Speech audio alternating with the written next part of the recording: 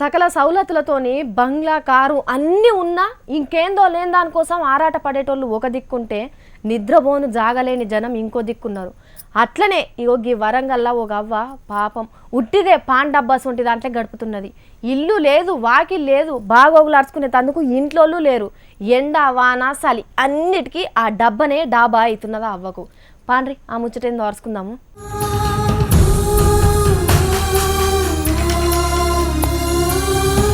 తలంత బలగమున్న తలకు నూనె పెట్టే దిక్కులేనట్టున్నది ఇగో ఈ అమ్మ దీనగాథ.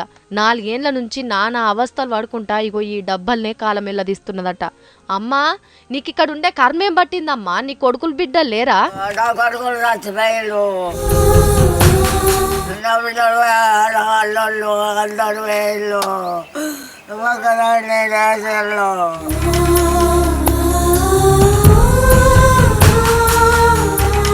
అయ్యయ్యో ఏడవకమ్మా, ఏడవకు. చూస్తున్నారులా కన్న 3 కొడుకులు కండ ముందటనే కాలం వెళ్ళదీసిర్రట. ఉన్నొక్క బిడ్డ ఏం చేయలేక అమ్మ పింఛన్ పైసలతోని ఈ డబ్బా కొని దాంట్లోంచి యాళ్ళకింత బువ్వ పెడుతున్నదట.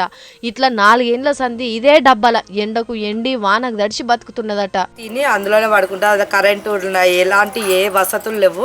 అక్కడ అంత పందులు అవి చెత్తకుండి అంతా తీసుకొచ్చిన అంత వేస్టేజ్ అంతా అందులో వేస్తారు. ఆమె కూడా అందులో ఉంటాయి. వర్షాకాలం వస్తే మొత్తం చెరువు లాగైతుంది.